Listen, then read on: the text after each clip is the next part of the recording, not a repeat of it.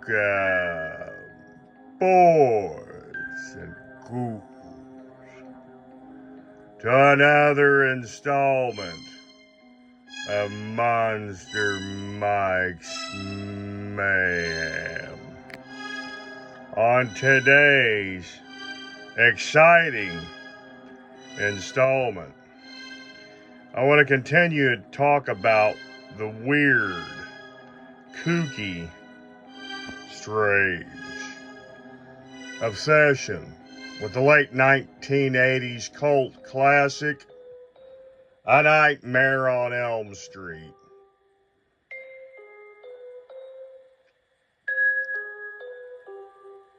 Back in 1988,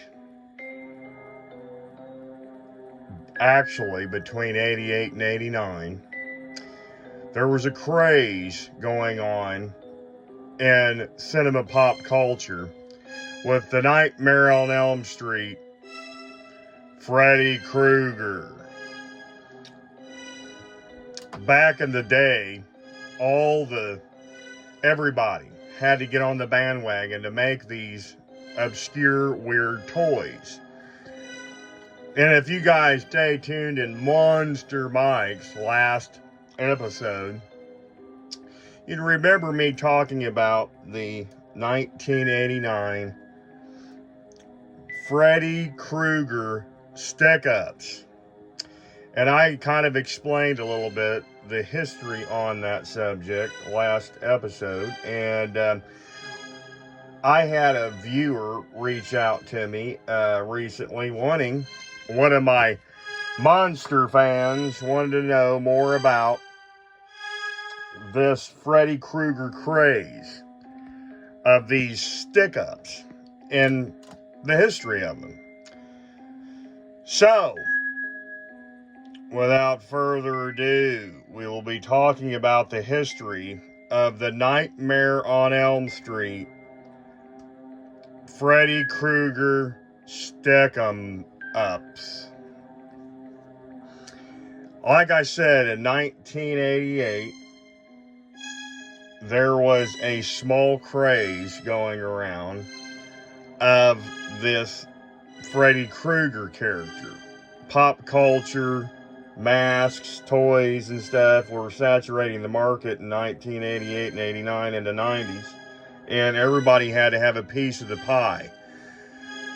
Companies would try to take liberties, if you may say, and rip off other companies, such as the Nightmare on Elm Street Freddy Krueger stick-ups. According to what I learned, I got these at a Day of the Dead in 2021 from a buddy of mine that was selling them on his table. And I got them for $100, folks. That's right, Monster Mike scored these for $100. This is a rare, from what I understand, he told me it was either Brazilian or Argentinian, 1989 A Nightmare on Elm Street stick-ups. Now, if you notice, it doesn't say Freddy Krueger because they'll get in trouble in another country for stating that. And I believe this is Argentinian. Now, he says he's not sure, and I trust his judgment from 4 years ago. But Monster Mike's had these in his collection for 4 years. They're immaculate. This is a 1989 A Nightmare stick 'em up. Okay, so in other words, they played on words differently.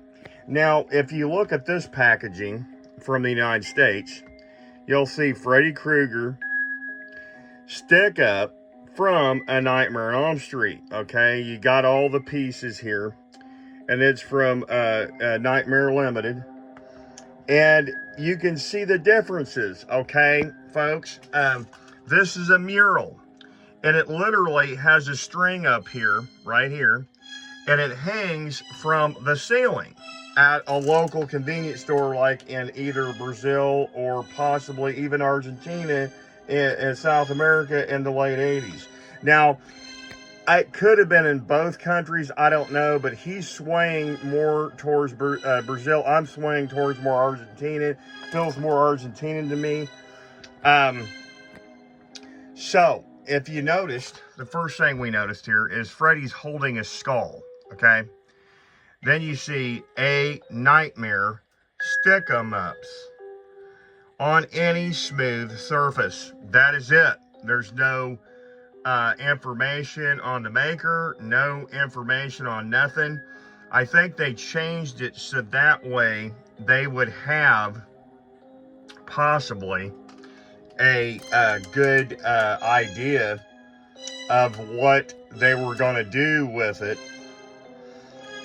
in another country, so that way they wouldn't get a copyright strike on them from Brazil or Argentina, whichever way you want to spin it. So if you noticed that the difference is immaculate. I mean, you can see the differences right off the bat. I mean, you can see him holding the skull.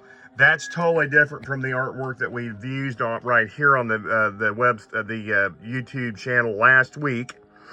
I had posted this video back last week, and here you got Freddy in the trench coat holding a skull, and it says A Nightmare on Elm Street. I mean, we can see that perfectly fine on the video.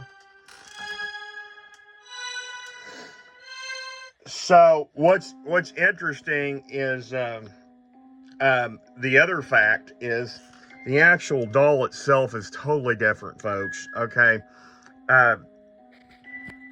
look at this Freddy. Okay, we'll take a look at him. We're going to take a look at the Freddy here. He has got a black hat, burnt face. We see that he's got black and red striped sweater, black pants, a skull with some dirt on it, and no shoes. He's got bare feet, folks. Yes, that's right, bare feet. Now, I'm going to show you a loose example of a 1989 Freddy Krueger stick-up from the United States. Now, we compare examination against the other one. Okay, we're going to go ahead and compare him. Look at the difference, folks. We've got Robert Englund over here on the left, and here's the knockoff on the right. Now, we're looking at him. We've got Robert with his contrast face with the burns, with the red and on his face. He's got green eyes, a black hat. We see he's got a red and green sweater. He's got black pants, a white skull, and black boots, folks, and a black hat. If you see the specimen next to him, he is wearing, he's got a burnt face, but it's not detailed. Black eyes, beady eyes, mind you. A black hat, a black and red sweater, black pants, a skull with some dirt on it, and he's shoeless. He's got bare feet, folks. See it? Bare feet. This guy over here's got boots on. This guy don't. That's the difference from the, let's say, Argentine and South American versions of the United States versions from 1988 or 89. So we're looking at a total different in quality. See the quality of this Robert. Looks like a little baby Freddy, right, folks? So, yeah, that is the difference that we're looking at from the United States and from South America in the late 80s. And that's a stark difference, folks, from what they were making back in the late 80s, from difference from the United States. The quality was different. They had to use different font and different wording of the piece. Doesn't have a copyright on it. It is very unique to South American culture from the late 80s. This is a big deal. I don't know if you guys out there in Monsterland knew, but everybody in South America, including Mexico, Brazil, Argentina, Venezuela, different places, they love like Chucky and Freddy and stuff like that down in South America. I don't know if you guys out there in Monsterland knew that, but I've got a couple of buddies that live in Mexico City that give me collectibles, and they do love it, especially my buddy Ivan that lives in Mexico City. He loves this kind of merch, especially the older the better. So that is my late 1989 Argentinian knockoff, a nightmare stick-em-up Freddy Krueger mural display. Anyways, just a little tidbit of information for all you monsters out there. Yours truly, Monster Mike, is traveling abroad this coming weekend. I will be traveling all the way to sunny Las Vegas. Yes, folks, I'm leaving the dungeon for a couple of weeks and I'm going to Las Vegas. But, no, do not fret. I will be having some videos for you in sunny Nevada coming up next week. I will be visiting some of the most haunted and scary locations in Las Vegas with my trusty EMF meter and my temperature gun. And I'm going to be going around to some of the sites that nobody knows about in Las Vegas in October 2024, and I'll be bringing it to you, my monster fans out there, and you will see firsthand some of the really scary haunted locations of Nevada. I did a small segment last year in 2023 on the Oasis Hotel.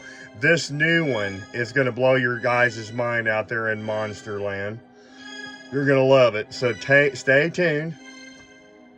And again, if you like these videos, please like and subscribe.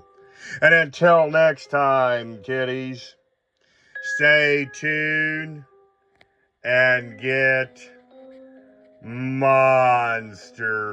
fight.